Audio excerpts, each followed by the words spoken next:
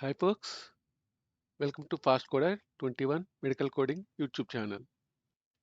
If you are visiting for the first time, we would like to tell you that in this channel you are going to learn all the interview questions and answers including IPDRG, SDS, HCC, anesthesia medical coding and denial management medical coding.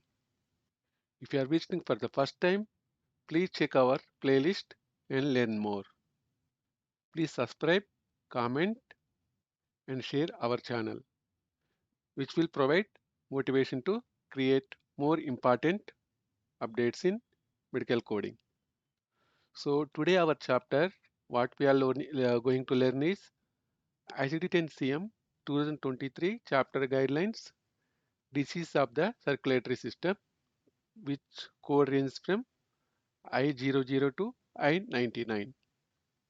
So in this document, we will find chapter specific coding for the ICD-10 CM on left side and right side column you will find example scenarios.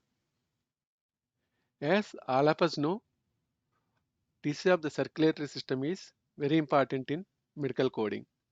Why means hypertension is the most common condition each and every patient might have in United States. And also if the patient has hypertension, we are going to code important combination codes like CKD and congestive heart failure and few more. So in order to gain in-depth knowledge about circulatory system, please watch until the end to main knowledge. So guys, before going this session like circulatory system, we need to understand few definitions which are common in circulatory system chapter. So first one is hypertension. So what is hypertension? Hypertension is the medical term for elevated blood pressure, a serious medical condition in which the pressure of the circulating blood against the arterial walls is high enough that it may eventually cause health problems such as hypertensive heart disease and stroke. So basically hypertension is exertion of pressure on the arterial walls. So if the hypertension is high, it eventually cause health problems like hypertensive heart disease and stroke. Next one is CKD. Usually we will call it as chronic kidney disease. So chronic kidney disease, also called as chronic kidney failure, involves a gradual loss of kidney function. Next one is heart disease. So heart disease refers to several types of heart conditions. The most common type of heart disease in the United States is coronary artery disease, which affects the blood flow to the heart. Decreased blood flow can cause heart attack. So in order to have healthy heart, we need to have blood flow to the heart. If there is no blood flow or reduced blood flow, it will cause heart attack. Next one is atherosclerotic coronary artery disease. Basically, atherosclerosis is a hardening of coronary arteries caused by gradual plaque buildup.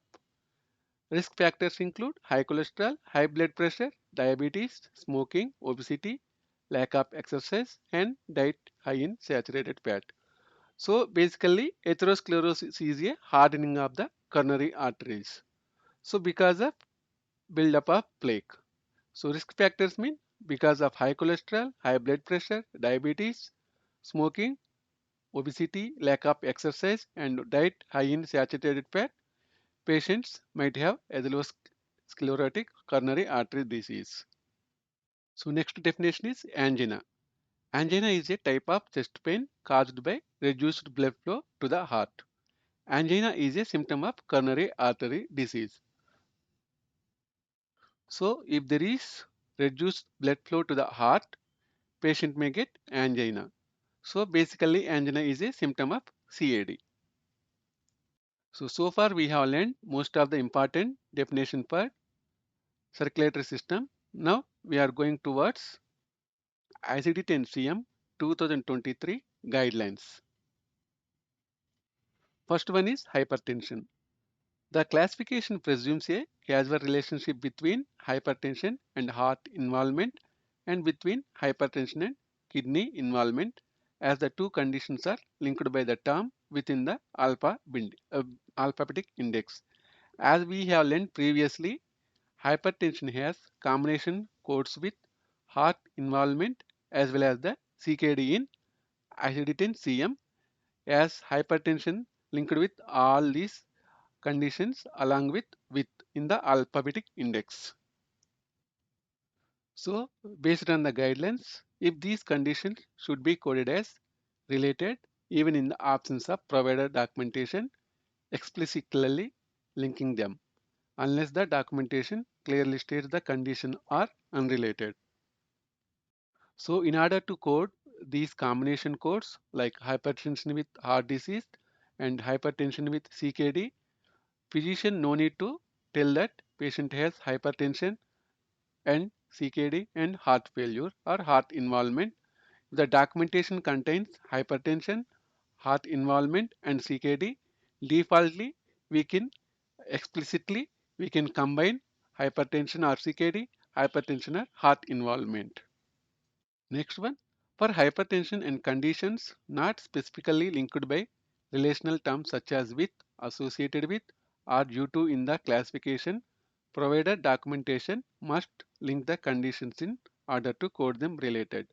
So whenever we have all these conditions, we need to check the related terms such as with, associated with, or due to in the classification in order to combine all these conditions. Next one is hypertension with heart disease.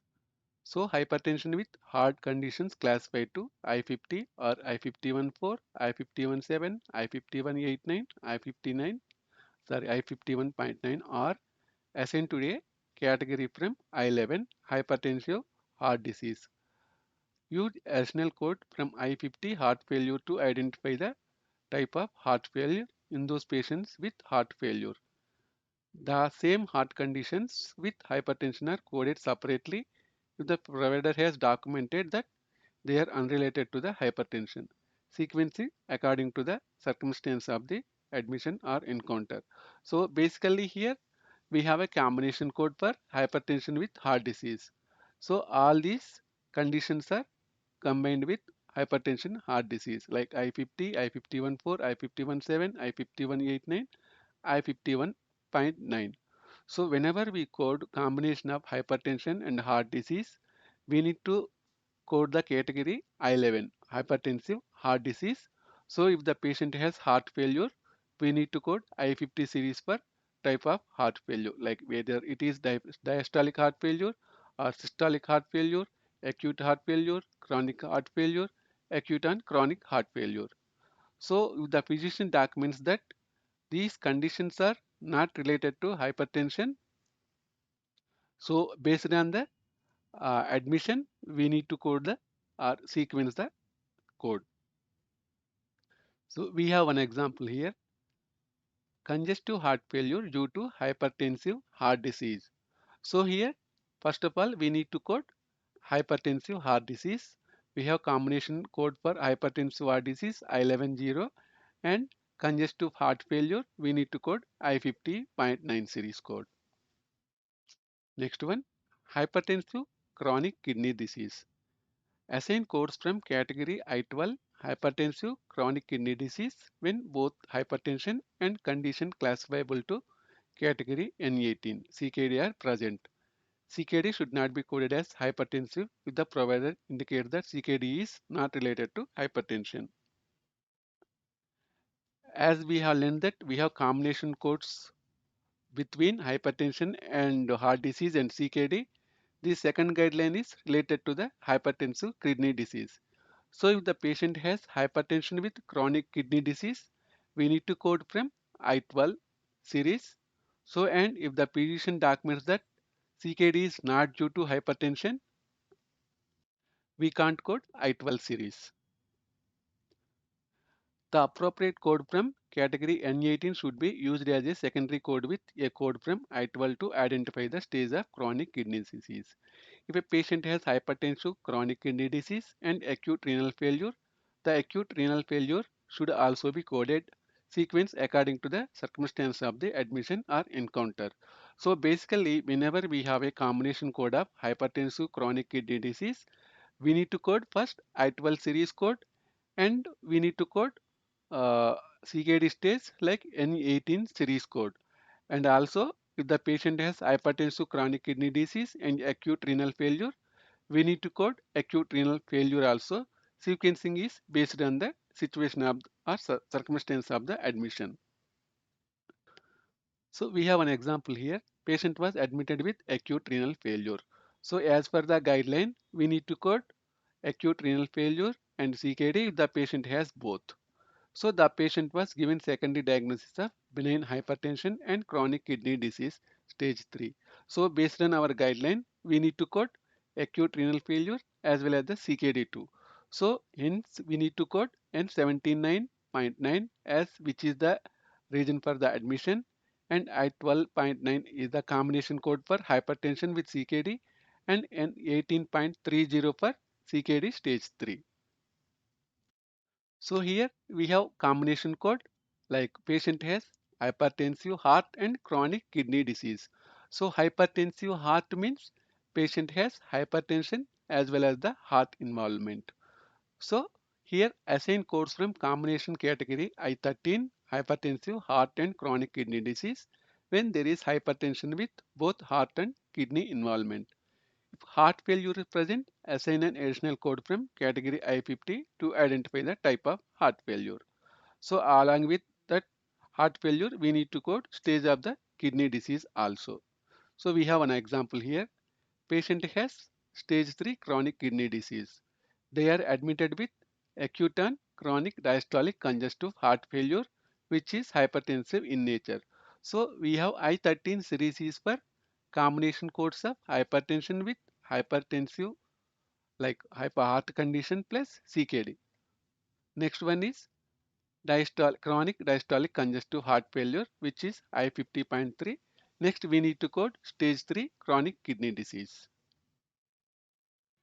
Next guideline we have here, the codes in category I13, hypertensive, heart and chronic kidney disease are combination codes that include hypertension, heart disease and chronic kidneys, as we are learned just now.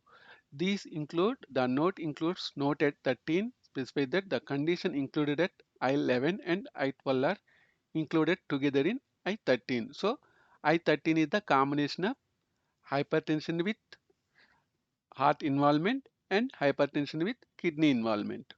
So if a patient has hypertension, heart disease and chronic kidney disease, then a code from I13 should be used, not individual code for hypertension, heart disease and chronic kidney disease, or codes from I11 or I12, as we have learned using the example scenario. So for patients with both acute renal failure and chronic kidney disease, as we have learned just now, so we need to code both acute renal failure and chronic kidney disease if the patient has both. Next one is hypertensive cerebrovascular disease. So for hypertensive cerebrovascular disease, first assign the appropriate code from categories I60 to I69 followed by the appropriate hypertension code. So we have an example here. If the documentation contains cerebrovascular accident in a patient with malignant hypertension. So based on guideline, we need to code I60 to I69 series first, I639, then I10 for malignant hypertension. Next one is hypertensive retinopathy. Subcategory H35.0 background retinopathy and retinal vascular changes should be used along with a code from categories I10 to I15 in the hypertensive disease section to include the systemic hypertension. The sequencing is based on the reason for the encounter. So we have one example here so that we can understand easily. So the patient is being treated for bilateral retinopathy due to labile hypertension. So how do we code here? So first of all, we need to code retinopathy code, then hypertension based on the guidelines. Next guideline is hypertension secondary. So secondary hypertension is due to an underlying condition. So the reason for hypertension is other condition. So two codes are required. One to identify the underlying etiology and one from category I-15 to identify the hypertension. Sequencing of codes is determined by the reason for admission or encounter. So here we have an example.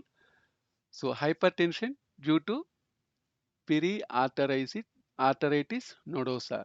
So here we need to code M30.0 plus I15.8. So here hypertension is due to underlying condition. So we need to code underlying condition first and hypertension code second. So for secondary hypertension, we need to code I15 series code. Next guideline, hypertension transient. So assign code R03.0 elevated blood pressure reading without diagnosis of hypertension unless patient has an established diagnosis of hypertension. So if the patient has hypertension but it is not established as hypertension, then we need to code R03.0. Assign code 013 013 gestational hypertension without significant proteinuria or O14 preeclampsia for transient hypertension of pregnancy. So if the pregnancy hypertension is in a pregnancy, we need to code O13 and O14 series. So here we have an example for transient hypertension. So the patient has an elevated blood pressure caused by the stress of benign in a MVA. So MVA means motor vehicle accident. So here hypertension is not confirmed. So we need to code R03.0. So which is only due to the MVA. This here blood pressure is elevated because of stress which is the result of motor vehicle accident. It is not systemic hypertension. Next guideline, hypertension control. So this diagnostic statement usually refers to an existing state of hypertension under control by therapy. So control usually means it is under control because of usage of medications. So assign the appropriate code from I10 to I15 hypertensive diseases. So we have an example here too. The patient's benign hypertension has been well controlled since the patient has lost 20 pounds and started a regular exercise program. So here patient has well-controlled hypertension because of good exercise program and I10. Here we will code only I10. So next guideline is hypertension uncontrolled. So uncontrolled hypertension may refer to untreated hypertension or hypertension not responding to current therapeutic regimen. In either case, assign the appropriate code from I10 to I15 series. So here uncontrolled means it may related to untreated hypertension or medications are not working towards or to control this hypertension, which we will usually call it as uncontrolled. So we have one example here. The patient's hypertension has been uncontrolled for the past 2 months in spite of changes in medication. Here too we need to code I10. Whether it is controlled or uncontrolled, we need to code I10. Next one, next guideline, hypertensive crisis. So for hypertensive crisis, we need to assign a code from category I16 hypertensive crisis for documented hypertensive urgency, hypertensive emergency or unspecified hypertensive crisis. Code also any identified hypertensive disease. The sequencing is based on the reason for the encounter. We have an example here. So a hypertensive crisis is a sudden severe increase in blood pressure. The blood pressure reading is 180 to 120 millimeters of mercury or greater. So hypertensive crisis is a medical emergency. It can lead to heart attack, stroke or other life-threatening health problems. So basically hypertensive crisis is the uh, very sudden rise in the blood pressure. Next guideline is pulmonary hypertension. So pulmonary hypertension is classified to category I27 other pulmonary heart diseases. For secondary pulmonary hypertension, code also any associated conditions or adverse effects of drugs or toxins. The sequencing is based on the reason for the encounter except for adverse effect of drugs. Next guideline, atherosclerotic coronary artery disease, and angina. ICD-10 CM has combination codes for atherosclerotic heart disease with angina pectoris.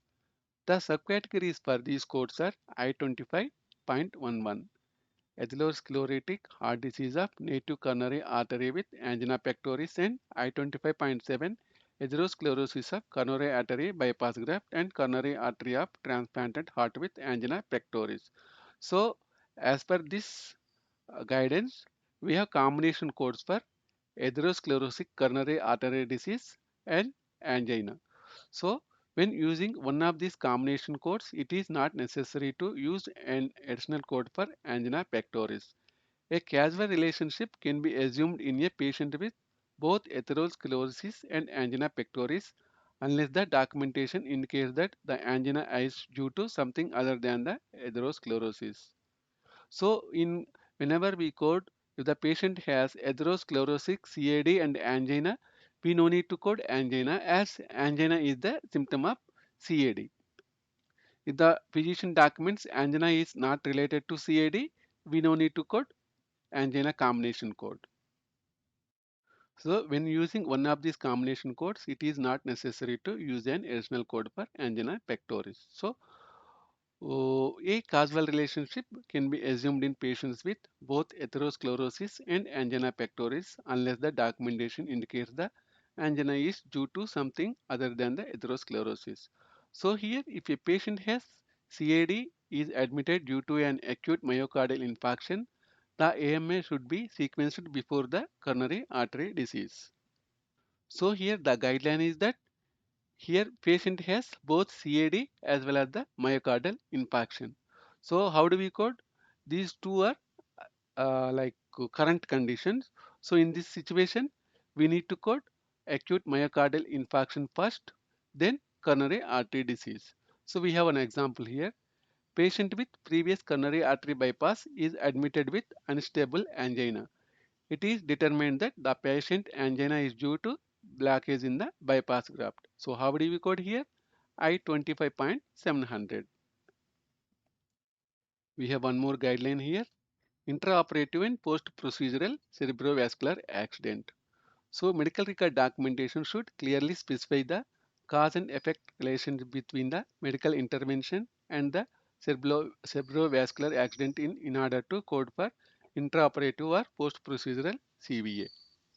So proper code assignment depends on whether it was an infarction or hemorrhage and whether it is occurred intraoperatively or postoperatively.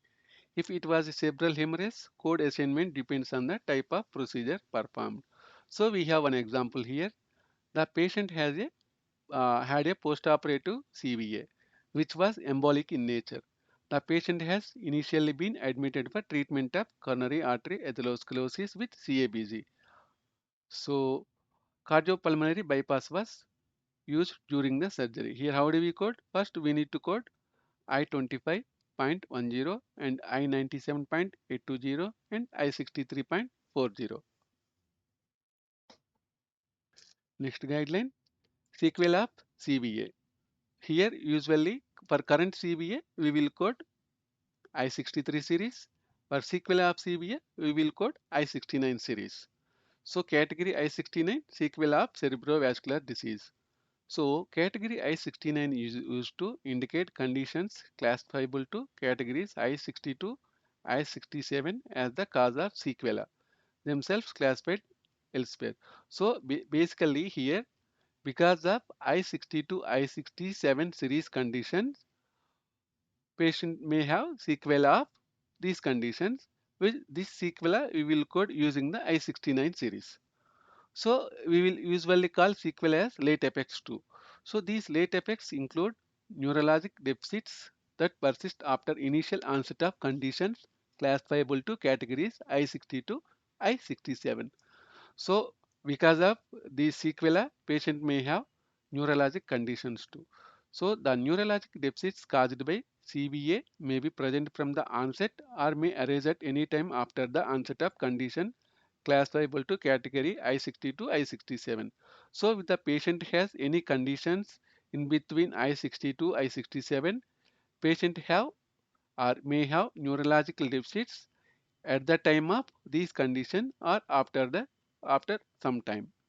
So code from I-69 sequel of CVA that specifically hemiplegia, hemiparesis, and monoplegia identify whether the dominant or non-dominant side is affected.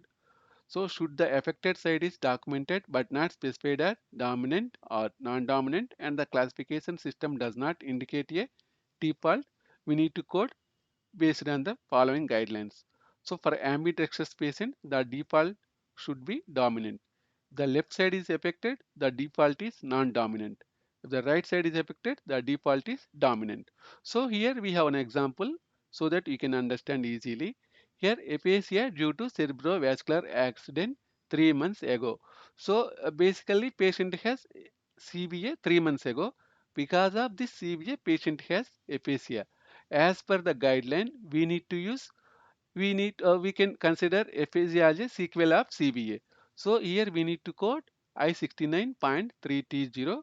So sequel of CVA, which is aphasia.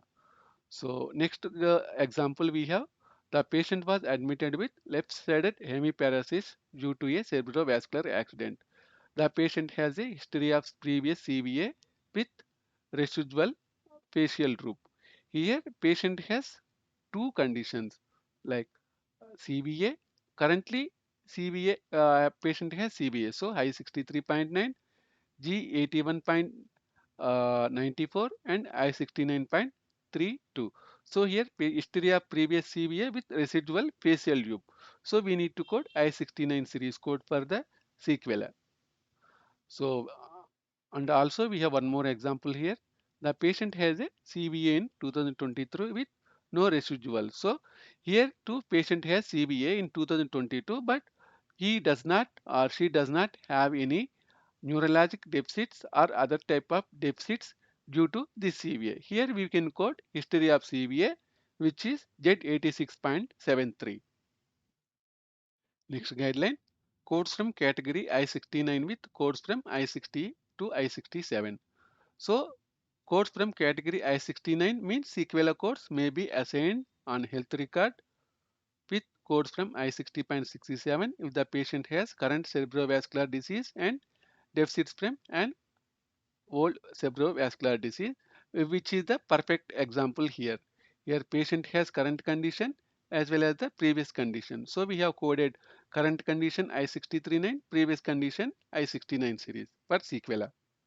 Next guideline, codes from category I69 and personal history of transient ischemic attack and cerebral infarction.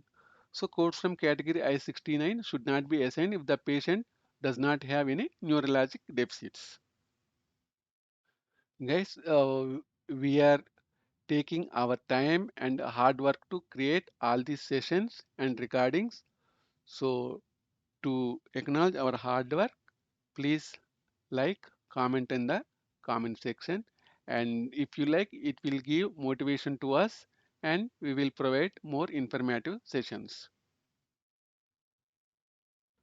So in cardiovascular system or circulatory system guidelines, one of the most important topic is myocardial infarction. Now we are going to learn myocardial infarction. So before going to learn myocardial infarction, we need to know what is myocardial infarction and how many types of myocardial infarctions do we have. So myocardial infarction. A myocardial infarction, commonly called a heart attack, is an extremely dangerous condition that happens because of lack of blood flow to your heart muscle. So whenever there is a lack of blood flow to the heart muscle, we will get myocardial infarction. So myocardial means myocardium, which is the muscle section of the heart.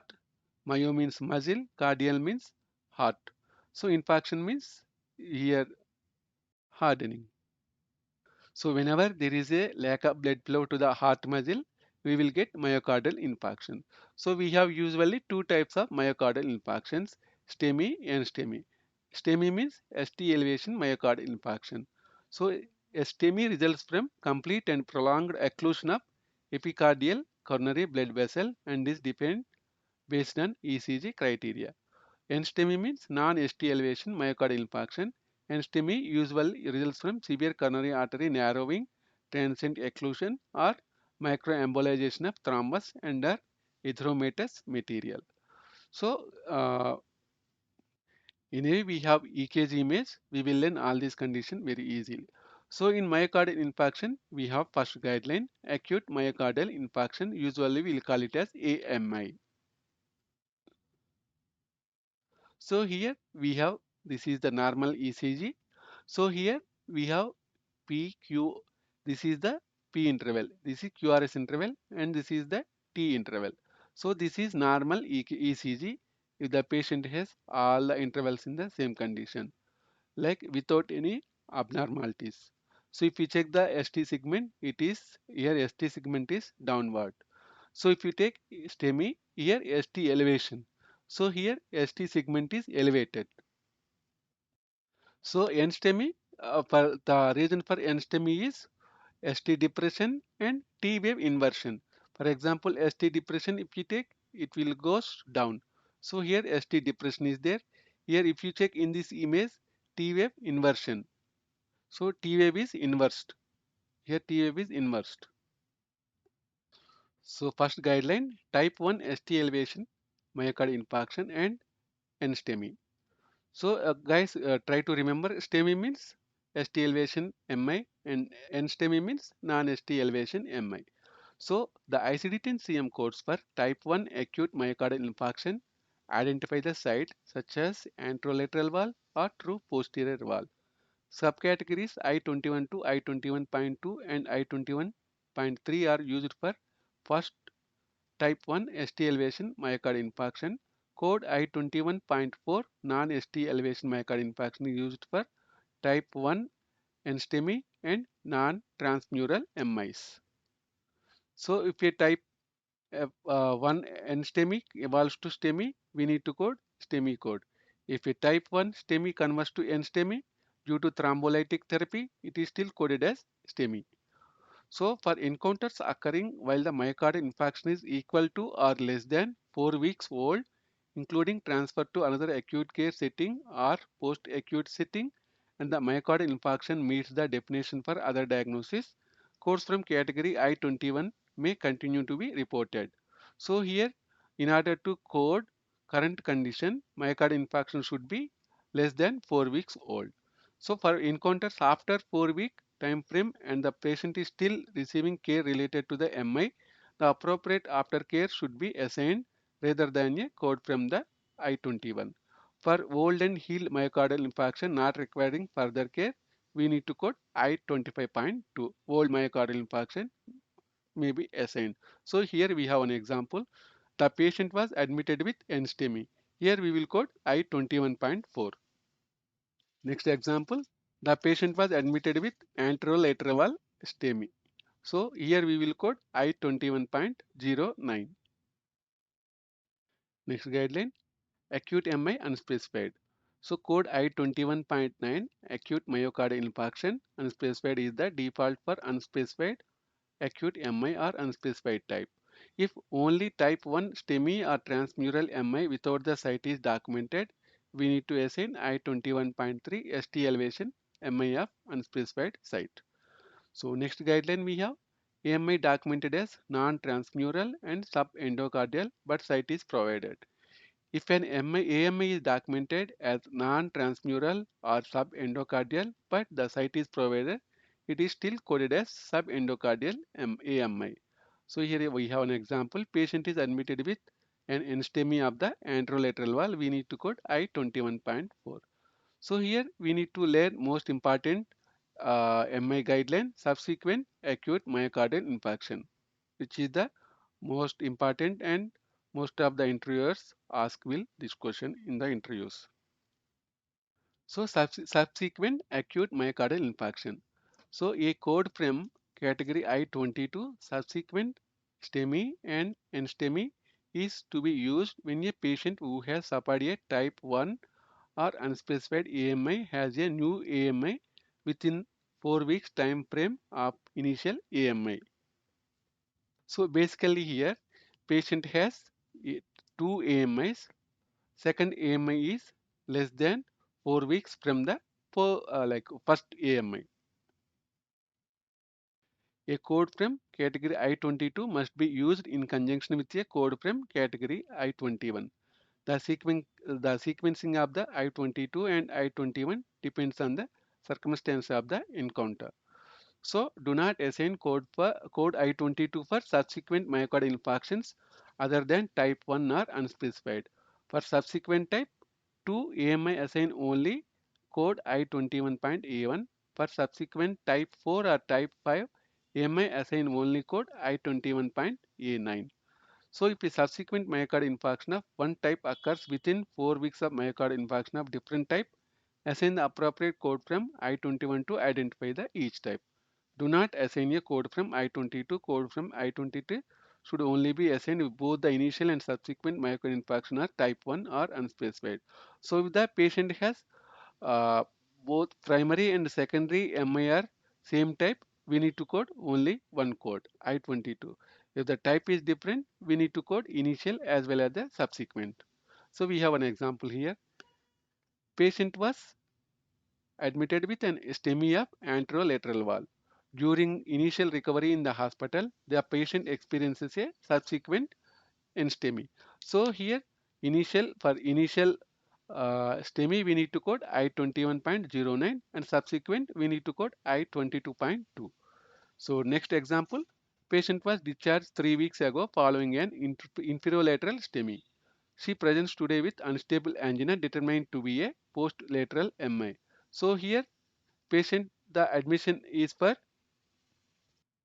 So here we have other types of myocardial infarctions. So for example, we need to code type 1. If it is type 1, we need to code I-21.02, I-21.4. If the MI is type 2, we need to code I-21.A1. So if the MI is type 3, 4A, 4B, 4C or 5, we need to code from I-21.A9. So here also we need to use the guidelines code first using the instructions in the ICD-10 CM book. Guys, thanks for watching Fast Coder 21. Please like, comment, share and subscribe to our channel in order to get motivation and in order to get more informative sessions. Thank you guys. Happy coding.